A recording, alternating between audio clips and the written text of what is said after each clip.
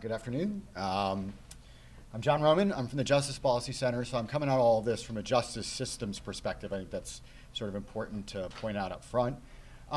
When David asked me to give this presentation, measuring return on investment in places with multidimensional or multiple interventions, I said no. And I didn't say no because I was unwilling to do it, as I obviously am. I didn't say no because I don't think it's important. I think it's exceptionally important. I would love to sit here and listen to somebody give a really good talk on this subject. So I went out and talked to some people who are thinking about this, and this is sort of what they came up with. And so what I'm thinking about here in terms of measuring this stuff is, imagine a world where there's no dashboard, where there's no braiding, where you can't unpack this stuff, right? Because we're all probably working in the same places. We're all, we're in Garfield Park in Chicago and Frankfurt in Philly and Sandtown, Winchester in Baltimore and, Berry Farms here in DC. And we're all coming at it from different agencies and different perspectives. And then there are community actors in place there. There are foundations working there, service organizations. There's all this stuff going on. And so imagine a world where you can't just unpack it, unbraid it, because if you can, then traditional evaluation has a lot to offer. And if you can't, then we have to do something else. So that's what I want to propose, is something else. And it's going to sound first like we're taking a big step backwards in time to a world before regression.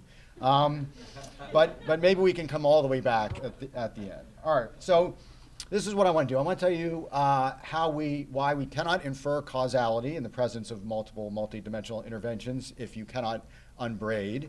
And what that means, and then go back to this sort of performance metric world, but maybe in a slightly different way in terms of inputs, outputs, and outcomes, and then add cost to the mix and see what we can tease out in terms of return on investment for places with multiple programs. Okay, so what do we mean by multidimensional multiple programs? It's really this idea that I think government increasingly and philanthropy increasingly see themselves as investors who are investing in an intervention in a place, and they want the maximal returns for that investment.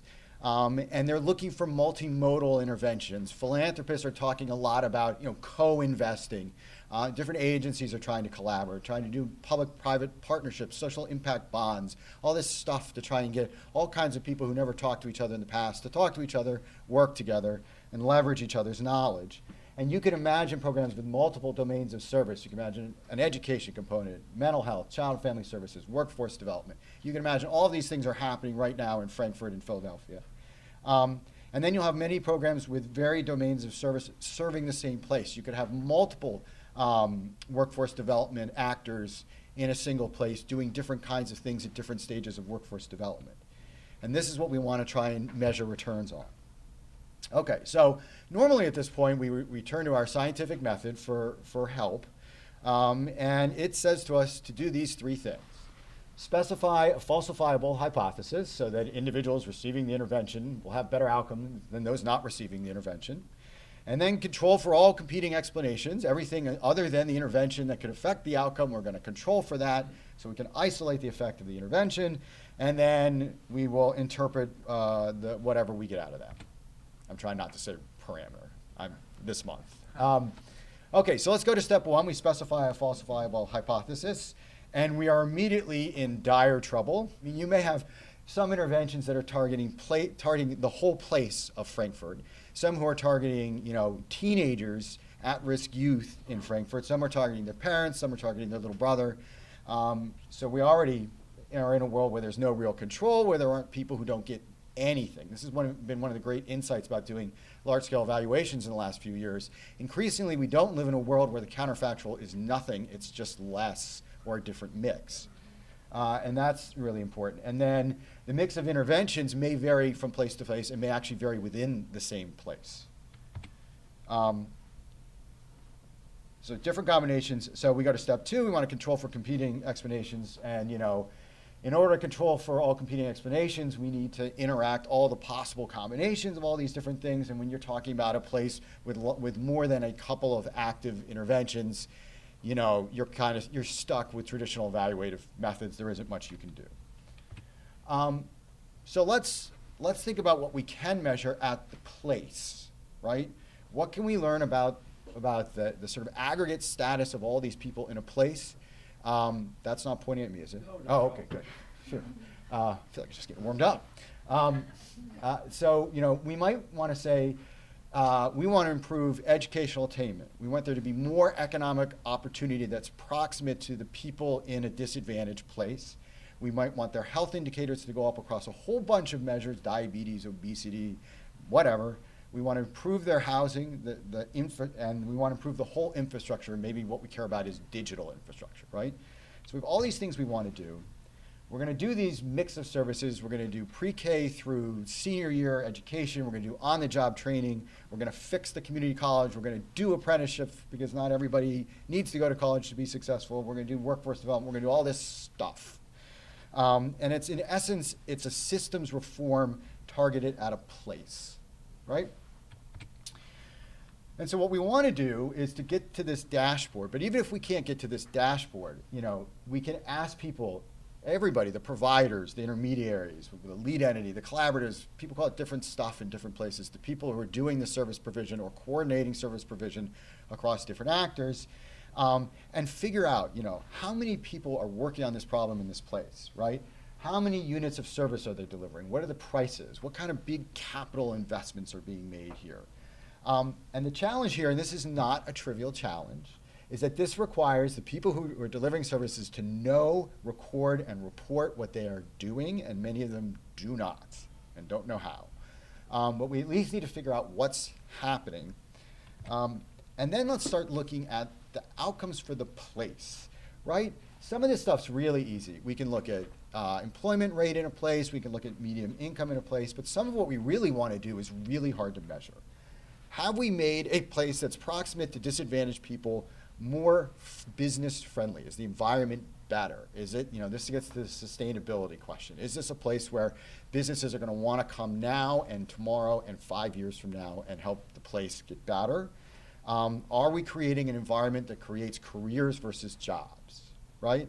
And this is all the stuff that we want to do, because getting people to have these individually better outcomes is the sort of proximal goal, but the distal goal, the long-term goal, is to have everybody in the place and make the place healthier. And these are the things we want to measure. Now, it requires broad information collection, and it's subjective and objective measures. But if we just look narrowly at objective measures, we can miss important things. And we want to look at all the sort of confounders. I don't have this on the slide, but we want to look at mobility. Are people, does the place look better because all the people who were disadvantaged left, right? And that's true in big parts of this city. So all of these things we want to look at. And so you say, okay, well, is any of this causal? It's not causal in the sense that we can't say that this is the mechanism that caused these outcomes to change, but we can say that the place has become healthier. And the advantage of this is it actually makes the return on investment easier than if you did 8 evaluations of 8 different interventions where you had 8 different cost-benefit analyses that said probably have 5 show an effect, 2 show nothing, and 1 show it made things worse. And how do you put all that stuff together? You can do it, but it's really hard. Maybe an easier way to do it is to go back to these relatively simple outcome measures and do some much more basic analysis. Measure stuff consistently and measure it over time, and look at like monthly data on outcome measures. Strikes me as a relatively reasonable place to start. Look at changes in outputs and outcomes over time, and look and see where things are getting better and what they're getting better on, and that will help you to identify the gaps where there is in this milieu, in this mix of interventions, you're lacking a component, because you can see that educational attainment is lagging health indicators. The other thing that we don't do enough, we do it more in the justice side than maybe some other people do, but we try and identify natural experiments. And this is where something that affects outcomes changes for some reason other than the outcome, right? So school performance gets better, but it's not because we implemented something in the schools to make the schools better. It's maybe, something else has happened naturally, a change in law or regulation. And these are really good opportunities to try and look at causal factors if you don't have the ability to unbraid. Is to say, we had this We had the federal government made a grant available to hire 10% more teachers with some set of qualifications that our teachers don't have.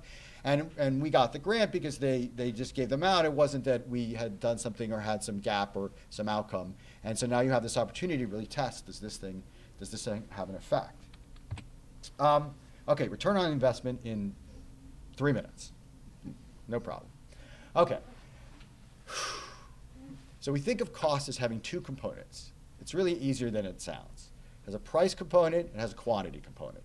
What does a unit of something cost? How much of it did we deliver? If you're getting your service providers to report out what they're doing, it's relatively easy to figure out what the price of an hour of somebody's time is, an hour of counseling, an hour of some other intervention. It's counting how much stuff got delivered that gets really hard. And if you can get them to do that, that gets you a long way down the road. Think about things like fixed costs that do not change with the number of units delivered. The costs of running a prison don't change depending on the number of inmates in it. And the capital costs of building stuff. So you get all this cost data, and it's relatively easy to get. Better to be measured bottom up than top down. I'm not going to spend a lot of time on this, but it's one way is to look at what everybody got individually and sum it up. The other way is just to take the budget and divide by the number of people served. If you do it bottom up, you can look at how much variation there is, and that's really important. Are a lot of people only getting a little, and a few people are getting a lot? So the average is really distorted, right? Or is everybody getting about the same amount? Is it close to what you want? So you count all this stuff up, and then you take your simple outcomes measures that we talked about at the beginning, educational attainment, jobs, whatever, health, and you get some economists to put a dollar value on it. They're easy to find. We're all over the place. They love to monetize stuff. They'll monetize the value of a mother's love if you ask them.